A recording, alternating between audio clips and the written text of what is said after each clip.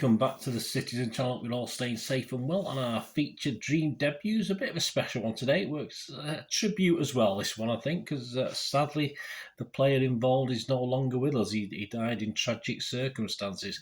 But this dream debuts, it's quite unusual. Could he made for 2 debuts over the space of 4 days. So we'll talk about that. And today we're going to look at, of course, Dalian Atkinson, rest in peace. A little bit more about what did happen. There was great detail of what happened, of course. Many of you will know the tragic circumstances of Dalian's death.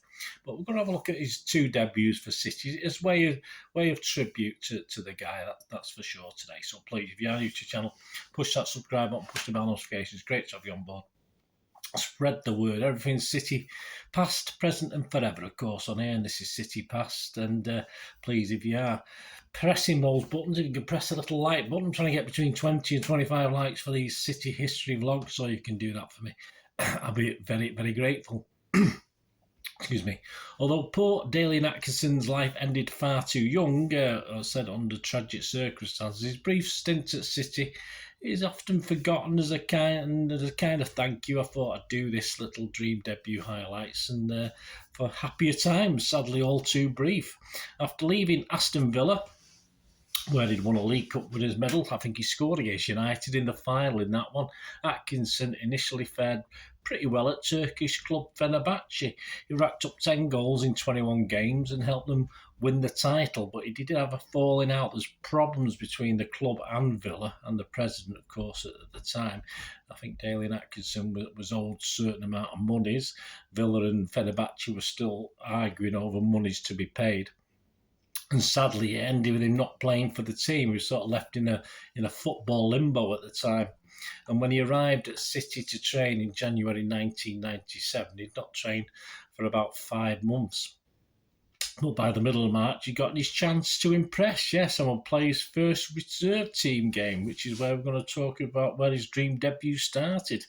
What was City doing at the time? Well, we've been struggling. We were trying to get to grips with nationwide Division 1 football, and Frank Clark was in charge, and he was the 5th bloke to actually take hold of the reins that season, so it wasn't going too well. And apart from a purple patch in the lead up to this period in March, we'd sort of improved a little bit, but we're still stuttering along. So his debut, this first debut, Dalian Atkinson's first debut, was going to be in the Pontins League 2nd Division, of course, at the time. City were doing okay in that. I think we were placed 2nd when he made his debut. And he'd get his first chance to impress in an away game at York City Reserves on the 19th of March, 1977. I believe there's a number of City fans there as well that night. Over to the match report taken from the City versus Bolton programme on the 9th of April 1997. York City Reserves 0, City Reserves 1. A valuable debut goal from new boy Dalian Atkinson enabled Kevin Bond's reserve team to keep in touch with the leaders in the promotion race. Grimsby Town and Wrexham in the top 2 positions both won on the same evening. The Blues fielded an experienced side with Paul Dickoff making a first league appearance at this level, and in early stages both teams did their share of attacking, though without creating many clear-cut chances. Atkinson almost opened scoring after 7 minutes when he beat young fullback Patrick Render by sheer speed and was unlucky to see his shot graze the wrong side of the post. The sides were attempting to gain supremacy in midfield, and the Manchester defence was showing up well, with both Lee Crooks and John Foster prominent. Some good names in here. After 19 minutes, a Peter Beagrie cross found Atkinson, whose header looked to have gone in from some viewpoints, on the ground. It couldn't have been closer without scoring.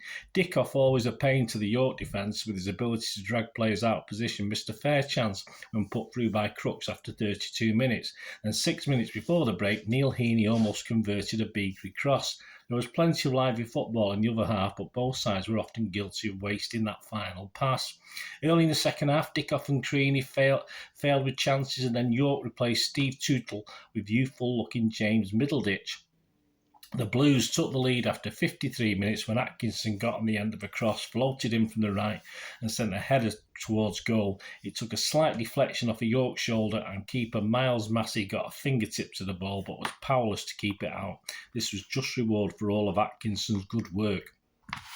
York replied with a close header from Rodney Rowe, then tried a 30-yard free kick, which only continued Martin Margetson's mainly trouble-free evening. Before the end of the game, Crean had a couple of chances to improve on the margin of City's first reserve, winning 3 visits to Bootham Crescent. The Scot fired over from a dick-off pass, and with 9 minutes left, he missed from close range under pressure from Paddy Atkinson. There had been sterling performances from Michael Brown in defence, I mean, it's like the first team, this, and from Jeff Whitley in midfield. Encouragement too, in that Beagley looked more like his old self. Chris Greenacre replaced Atkinson in the last minute. The former Fenerbahce player received deserved warm applause from a considerable number of Blues present, as well as a pat on the back from coach Richard Money. What we didn't know then, of course, was that Dalian was about to score a considerably more important debut goal in the first team. So there you go. So away from footage, before we talk about that, just away from football, just to sort of give you a view of a snapshot of the time, if you like, what was happening in the UK at this time. You know, I like to do these little history things. The Sun newspaper had just switched its political allegiance and loyalty from Tory to Labour. Paul McCartney had just been knighted by Her Majesty the Queen. A double A-side single by the Spice Girls was the UK #1, Mama and Who Do You Think You Are, and their album Spice topped the album charts. Titanic was the box office cinema hit, and £1 then would be worth, well, £2.33 now, so not a lot. Back to Dalian Atkinson, and the goal and performance against York City reserves convinced Frank Clark to stick him in the starting 11 to play Stoke the following Saturday, the 22nd of March 2023, and it was to be a dream debut #2. Before the game, Frank Clark said Richard Money and Kevin Bond watched him in the reserves at York and thought he was ready to be thrown in. The crowd that night, 28,000 for that day, 28,497. The City team, Tommy Wright, Ian Brightwell, Eddie McGoldrick, Steve Lomas, Kit Simons, Jed Brannan, Nicky Summerbit, Dalian Atkinson, Kevin Horlock, George King-Clancy and Uwe Rossler. Kavalashvili was on the subs bench. He would come on for Dalian later. Heaney and Kernigan were unused. Stoke, any familiar names in this one? Muggleton, Pickering, Griffin, Sigurdsson, Whittle, Forsyth, McMahon, Beeston, Wallace, and some bloke called Sharon. I think he might have had something to do with us. Kavanagh was playing as well. The subs were Mackenzie, Devlin and Worthington. Over to the game itself, yeah, it was delayed for around 45 minutes due to a small fire in the North Stand. I don't really remember that. I sort of do and I don't. I can't really, do you remember that at all? Were you in the North Stand? Just how small was the fire? Stoke made things very hard for the Blues when the game did start and held out to half-time at 0-0, but City stuck to the guns, and City and Dalian Atkinson got our just reward. On 65 minutes, Atkinson deftly glanced in ahead to give City the lead. He had his double debut goal in just 4 days apart. Steve Lomas, in his last game for City, added the second 3 minutes later.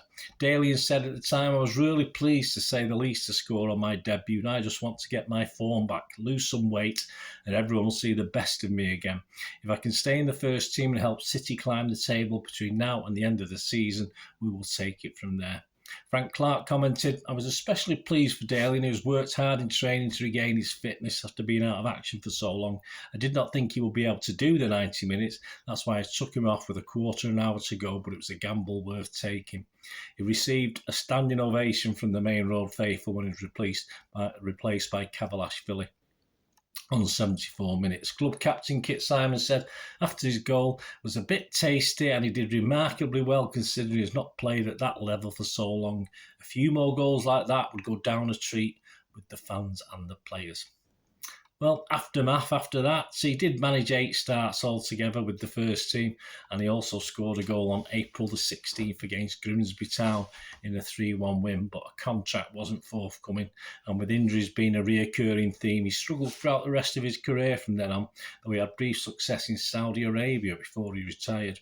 Dalian Atkinson, of course, died aged just 48 after a serious incident involving the police.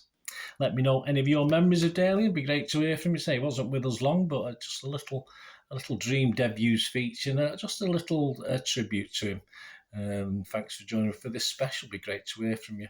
This dream debuts feature, not just one, but 2 in 4 days.